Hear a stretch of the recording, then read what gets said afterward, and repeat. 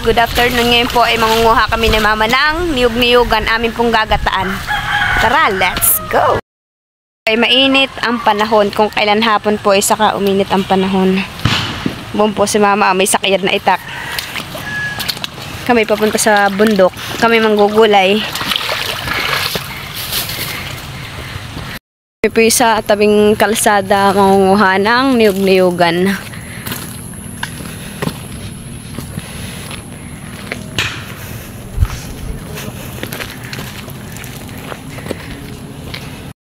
Nakakahika itong amin nilalakada ni Mama at pasakad.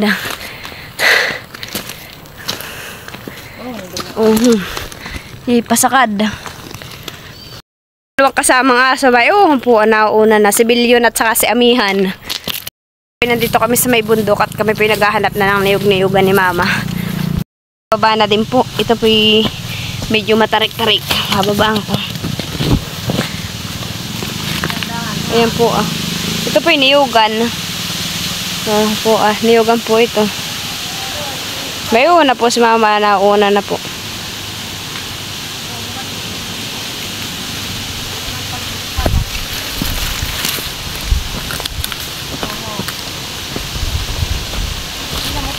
Ayun na nga po, nakakita na po kami ng niyog-niyugan. Ito po yung maliit laang. Maghahanap pa po kami. Yan po yung niyog-niyugan.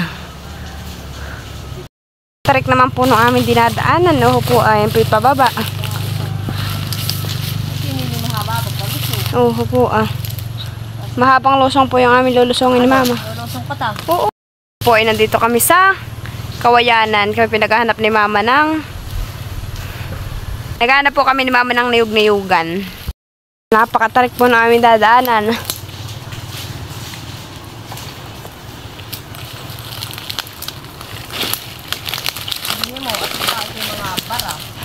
Ito ang aming dadaanan ni Mama, matarik.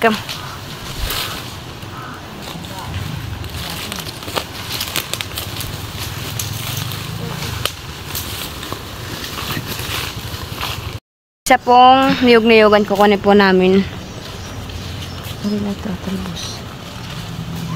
Tapos po yung pangunguha namin ni Mama ng niyog-niyugan. Ako po yung nakapulot ng niyog. Ito po igagataran namin doon sa gulay namin. Nakakita po si Mama pa ng isang niyog-niyugan po. Kukunin po ni Mama.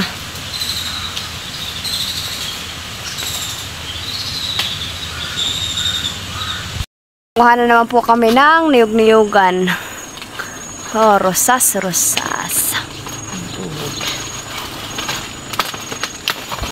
Ngayon ni Mama ay pauwi na. Kami po marami nang nakuha. Kami po ni Mama ay pauwi na. Naman po ako pawis-pawisan na po yung isa. Ito na po napakalaki po. Ito po pwede nang bagay po to sa ulam na pag may mataas na dugo, ito po ang pwede ninyong iulam at ito po yung pampababa ng dugo. Ganyan po. Ay halaman bundok. Yan itong tungaw. Yan po itong tungaw kung tawagin. Ching. Mama, pinipitas na po. Ngayon po kami, ito na malapit na po kami dito sa aming bahay. Talaga naman pong dito yung maulan sa amin. Pero ngayon pong hapon ay mainit. Kung kailan po naghapon ay saka po uminit ang panahon.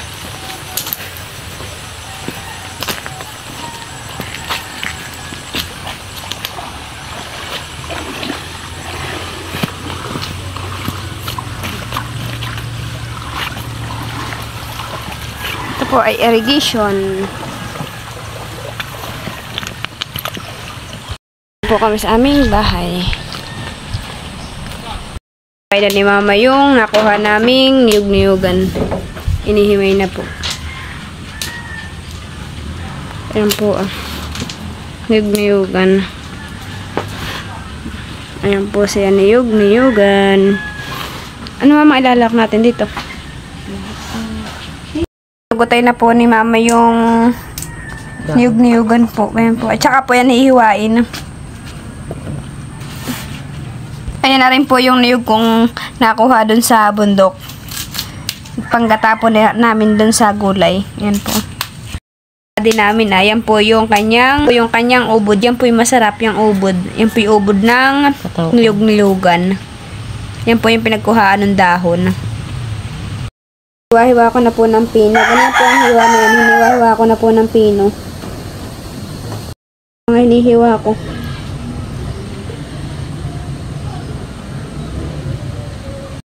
Maghiwa. Hugasan na lang po. Ayan na po. Tapos na po.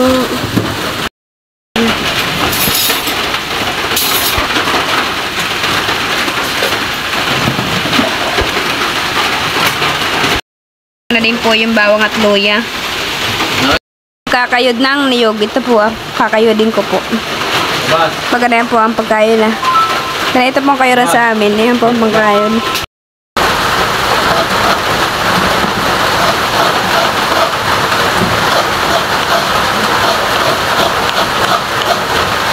Kayod ng niyog si Inday.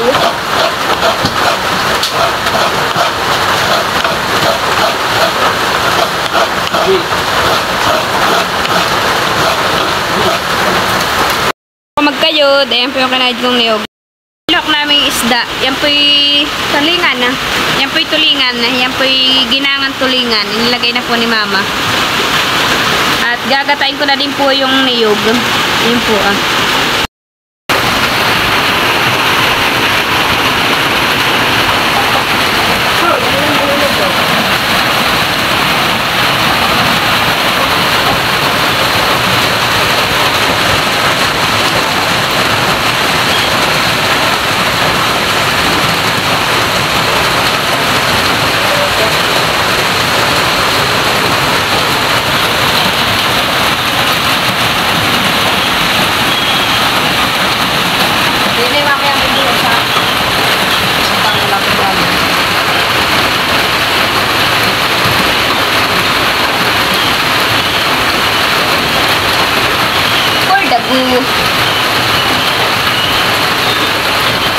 Sige naman dyan.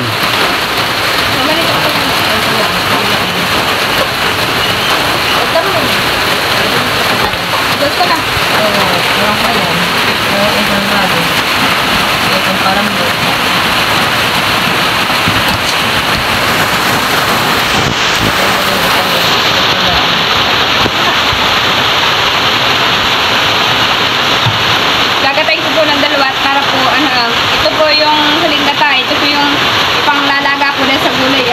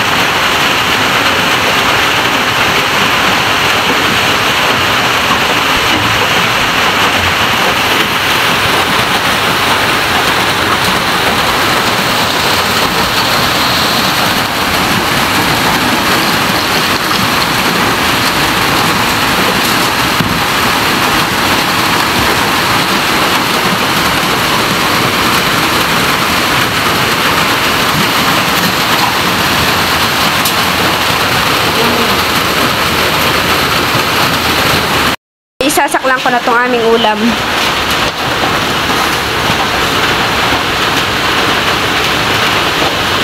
At yan po, akuluan na po yung niluluto naming ulam. Aray ko mainit. Paso ako, bango.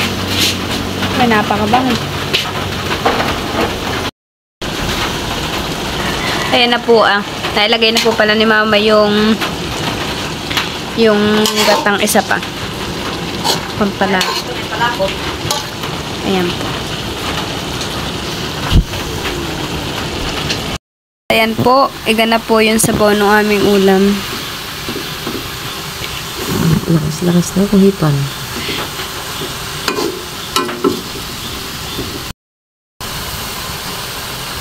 Naka-4G na ito eh. Hindi ko na nilagay sa tag. Po yung ulam namin. Ginataan ang sili.